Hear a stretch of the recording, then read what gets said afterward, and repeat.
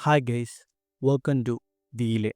അബയോജനസിസും ഭൂമിയിൽ ജീവൻ രൂപം കൊള്ളുന്നതുമെല്ലാം അനേകം തെളിവുകളുടെ അടിസ്ഥാനത്തിൽ നമ്മൾ മുൻപോട്ട് വയ്ക്കുമ്പോൾ കൂടെ അതിനെ ചോദ്യം ചെയ്യുന്ന അനേകം ചോദ്യങ്ങളും മുൻപോട്ട് വരാറുണ്ട്.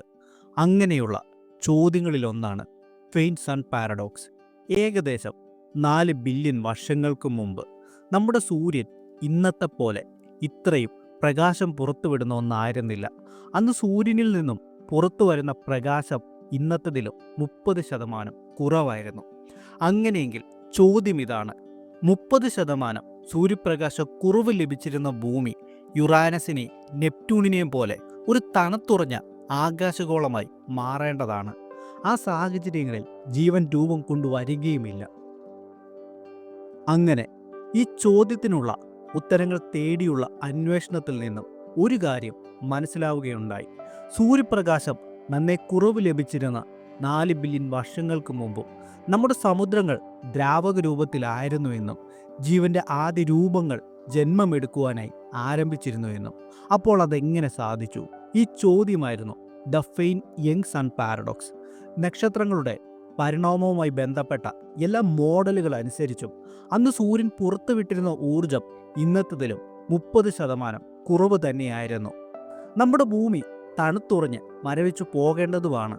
എന്നാൽ ആ കാലഘട്ടത്തിൽ രൂപം കൊണ്ടുവന്ന വിവിധ ശിലകളിൽ നമ്മൾ നടത്തിയ പഠനം അതിൽ നിന്നും എത്തിച്ചേർന്നത് ജലം നിറഞ്ഞ സമുദ്രങ്ങളും പുഴകളും ജീവന്റെ ആദ്യ തുടുപ്പുകളും അന്ന് ആ കാലഘട്ടത്തിൽ രൂപം കൊണ്ടിരുന്നു എന്നാണ്. അങ്ങനെ പിന്നെയും ഇതിനെക്കുറിച്ച് വിശദമായ പല പഠനങ്ങൾ നടത്തുകയും നമ്മൾ അനേകം ആശയങ്ങളിൽ എത്തിച്ചേരുകയും ചെയ്തു.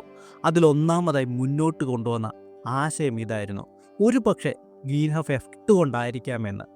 ആദിമ ഭൂമിയിൽ ഇന്ന് നമ്മൾ കാണുന്നതിലും വലിയ തോതിൽ ഒരു പക്ഷേ ഗ്രീൻ ഹൗസ് എഫക്റ്റ് ഉണ്ടായിരിക്കാമെന്നും കാർബൺ ഡൈ ഓക്സൈഡും മീഥേനും പോലുള്ള ഗ്യാസുകൾ ഹീറ്റിനെ ട്രാപ്പ് ചെയ്യാമെന്നും അതുമൂലം ഗ്രഹത്തെ ചൂടായി നിലനിർത്തിയിരിക്കാമെന്നുമായിരുന്നു ഒന്നാമതായി കൊണ്ടുവന്ന ആശയം. രണ്ടാമതായി നൽകിയ വിശദീകരണം ഇതായിരുന്നു: ഇന്നത്തെ പോലെ വലിയ രീതിയിലുള്ള ആൽബേഡോ അന്നില്ലായിരുന്നു എന്നുള്ളതാണ്. ആൽബേഡോ എന്നാൽ ഭൂമി സൂര്യപ്രകാശത്തെ എത്രമാത്രം റിഫ്ലക്റ്റ് ചെയ്യുന്നു എന്നതാണ്. ആദിമ ഭൂമിയിൽ കറുത്തിരുണ്ട സമുദ്രങ്ങളും വലിയ തോതിലുണ്ടായിരുന്ന സ്റ്റോം ക്ലൗഡുകളും എന്നാൽ വളരെ ചെറിയ തോതിൽ മാത്രമുണ്ടായിരുന്ന റിഫ്ലക്റ്റീവ് ലോവർ ക്ലൗഡുകളും ചേരുമ്പോഴേക്കും സൂര്യപ്രകാശത്തെ ഇത്രമാത്രം റിഫ്ലക്റ്റ് ചെയ്തിരുന്നില്ല എന്നായിരുന്നു രണ്ടാമത് നൽകിയ വിശദീകരണം. മൂന്നാമതായി അവർ നൽകിയ വിശദീകരണം 4 ബില്യൺ വർഷങ്ങൾക്ക് മുമ്പ് ഇന്നത്തതിലും അനേക അഗ്നിപർവ്വതങ്ങൾ ഉണ്ടായിരുന്നതിനാൽ അവയിൽ നിന്നും പുറത്തു വരുന്ന താപനില കൂടിയ വാതകങ്ങൾ അന്തരീക്ഷത്തെ ചൂടുള്ളതായി തന്നെ നിലനിർത്തിയിരുന്നു എന്നതാണ്. പക്ഷെ അങ്ങനെയൊക്കെയാണെങ്കിലും അവസാനമായി അവർ പറഞ്ഞു നിർത്തുന്നത് നമുക്ക് എന്തുകൊണ്ട് ഇങ്ങനെ സാധിച്ചു എന്നുള്ളതിൻ്റെ ഒരു കൺക്ലൂസീവായിട്ടുള്ള നിഗമനത്തിൽ എത്തിച്ചേരുവാനായിട്ട് സാധിച്ചില്ല എന്നുള്ളത് തന്നെയാണ്. ഒരു പക്ഷേ നമ്മുടെ അറിവുകൾ അപൂർണമായിരിക്കാമെന്നും പുരാതന ഭൂമിയിലെ കാലാവസ്ഥയെക്കുറിച്ച് നമ്മൾ കൂടുതൽ പഠനങ്ങൾ നടത്തിയാൽ മാത്രമേ വ്യക്തമായ ഉത്തരങ്ങളിലേക്ക് എത്തിച്ചേരുവാനായി സാധിക്കുകയുള്ളൂ എന്നുള്ളതും. അങ്ങനെ എവല്യൂഷൻ അല്ലെങ്കിൽ പരിണാമ സിദ്ധാന്തത്തെ ചോദ്യം ചെയ്യുന്ന ചോദ്യങ്ങളിലൊന്നായി ദ ഫെയിൻ യങ് സൺ പാരഡോക്സ് നിലനിന്ന് പോവുകയും ചെയ്യുന്നു. ഓക്കെ, അപ്പോൾ ഞാൻ ഈ വീഡിയോ കൺക്ലൂഡ് ചെയ്യുകയാണ്. വീഡിയോ കൺക്ലൂഡ് ചെയ്യുന്നതിന് മുമ്പ് നമ്മുടേത് വളരെ ചെറിയ ചാനലാണ്. നിങ്ങളുടെയൊക്കെ സപ്പോർട്ട് ഉണ്ടെങ്കിൽ മാത്രമേ നമുക്ക് മുന്നോട്ട് പോകാനായിട്ട് സാധിക്കുകയുള്ളൂ.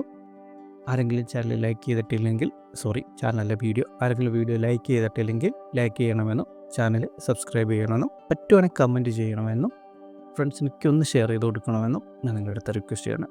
Okay, Tata, bye bye. നമുക്ക് അടുത്ത വീഡിയോയിലൂടെ കാണാം.